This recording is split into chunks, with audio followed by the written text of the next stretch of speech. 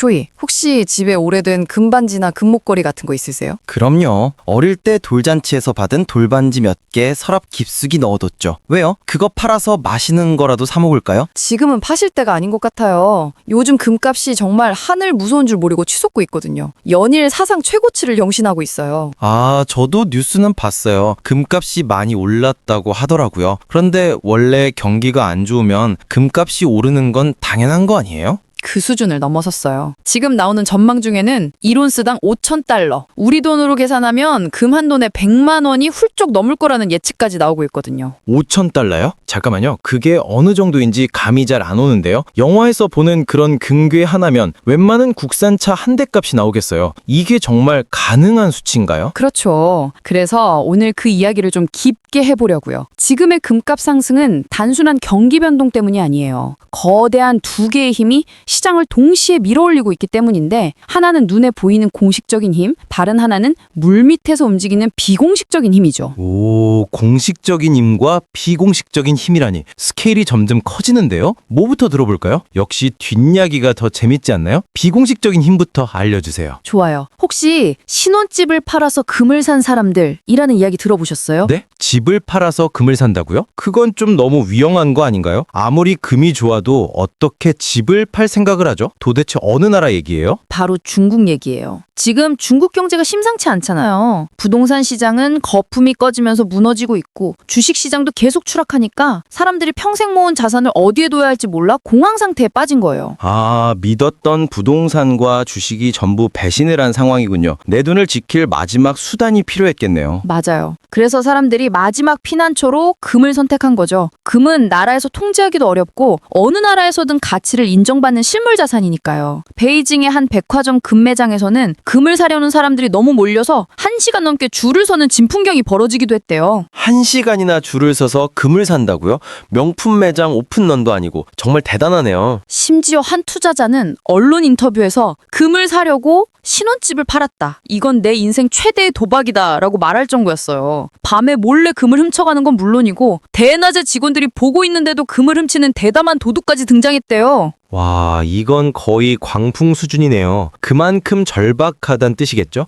이게 바로 금값 폭등을 부추기는 비공식적인 힘, 개인들의 공포 심리가 만들어낸 현상이군요. 정확해요. 여기에 지정학적 불안감도 기름을 붓고 있어요. 중동이나 우크라이나에서 전쟁이 계속되니까 만일의 사태를 대비해서 금을 사두려는 수요가 전 세계적으로 늘어난 거죠. 전쟁 나면 종이또는 휴지 조각이 될 수 있으니까요. 하긴 영화 같은 데서도 전쟁통에 금괴 하나로 국경을 넘고 그러잖아요. 그런 불안감이 현실에서도 작용하는 거군요. 자, 그럼 이제 공식적인 힘에 대해 들어볼까요? 개인들이 이 정도로 움직인다면 더 큰 손들은 뭘 하고 있는지 궁금한데요? 그 큰 손들이 바로 각국 중앙은행들이에요. 전 세계 중앙은행들이 지난 3년간 매년 1,000톤이 넘는 금을 쓸어 담고 있어요. 이건 과거 평균의 거의 2배에 달하는 엄청난 양이에요. 중앙은행들이요? 자기들이 돈을 찍어내는 곳인데 금을 왜 그렇게 많이 사는 거죠? 자기들이 찍은 돈을 못 믿는다는 건가요? 바로 그겁니다. 특히 달러를 못 믿겠다는 거죠. 결정적인 계기가 있었어요. 바로 러시아 우크라이나 전쟁이에요. 미국이 러시아의 달러 자산을 하루아침에 동결시켜버리는 걸 보고 다른 나라 중앙은행들이 엄청난 충격을 받은 거죠. 아, 그렇군요. 우리가 달러를 아무리 많이 갖고 있어도 미국이 기분 나쁘면 언제든지 못 쓰게 막아버릴 수 있다는 걸 눈앞에서 본 거네요. 이건 마치 친구들끼리 한 명의 신용카드를 같이 쓰는데 카드 주인이 갑자기 마음에 안 드는 친구를 차단해버린 거랑 똑같았네요. 아주 완벽한 비유예요. 나머지 친구들은 당연히 불안해지겠죠. 그래서 달러를 대체할 안전한 자산이 필요하다는 공감대가 형성된 거예요. 금은 특정 국가의 소유가 아닌 무국적 통화나 마찬가지니까요. 그 흐름을 주도하는 나라가 있나요? 단연 중국이죠. 중국은 지난 10년간 무려 1,200톤이 넘는 금을 사들이면서 이 흐름을 이끌고 있어요. 개인 투자자도 금을 사고 중국 정부도 금을 사고, 이건 뭐 중국이 금값을 다 끌어올린다고 해도 과언이 아니겠네요.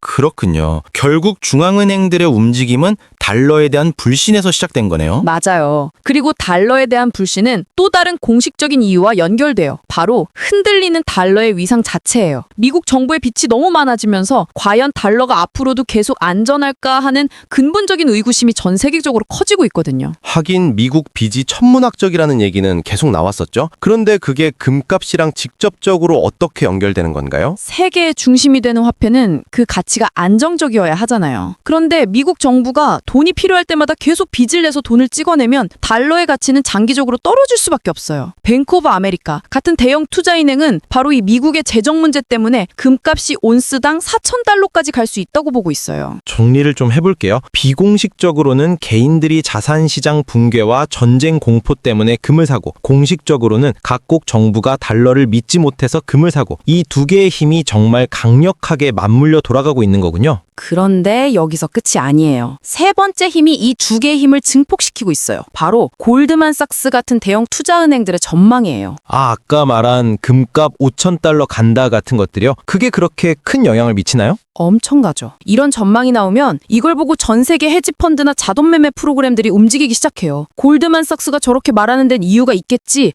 하면서 막대한 투기자본이 금시장으로 몰려드는 거죠. 가격 상승이 또 다른 가격 상승을 부르는 불쏘지개 역할을 하는 거예요. 듣고 보니 이건 뭐 오를 수밖에 없는 판이 완벽하게 짜여진 느낌인데요? 그럼 이 흐름이 계속 될까요? 아니면 중간에 이 거품이 터질 위험은 없나요? 물론 위험 요소도 분명히 존재해요. 가장 큰 변수는 미국의 금리책이에요. 만약 미국 연준이 예상과 달리 금리 인하를 늦추거나 계속 높은 수준을 유지하면 금의 매력이 떨어지면서 단기적으로 가격 조정이 올 수 있어요. 아, 금을 가지고 있어도 이자가 안 붙으니까요. 차라리 은행에 돈을 넣어두면 안전하게 이자를 받을 수 있으니 고금리 상황은 금에게는 불리하겠군요. 그렇죠. 고금리는 금의 가장 강력한 라이벌이에요. 또 다른 큰 변수는 역시 중국이에요. 만약 중국 중앙은행이 갑자기 금 매입을 중단하거나 심지어 가지고 있던 금을 판다는 소문만 돌아도 시장은 크게 흔들릴 수 있거든요. 실제로 과거에 그런 루머만으로도 금값이 급락한 적이 있어요. 중국의 영향력이 그만큼 절대적이 된 거군요. 중국 개인 투자자들의 열기가 갑자기 식어버리는 것도 위험이겠네요. 인생 최대의 도박이라고 표현할 정도면 그 뜨거운 열기가 식었을 때 충격도 엄청날 테니까요. 하지만 큰 흐름에서 보면 중앙은행들의 달러 불신과 미국의 재정 문제 같은 구조적인 이슈는 단기간에 해결될 일이 아니에요. 그래서 많은 전문자들이 단기적인 조정은 있을 수 있어도 장기적으로는 금값이 계속 오를 가능성이 높다고 보는 겁니다. 그럼 우리 같은 보통 사람들은 이 상황을 어떻게 받아들여야 하나요? 당장 금은방으로 달려가야 하나요? 단기적인 시세 차익을 노리고 영끌에서 투자하는 건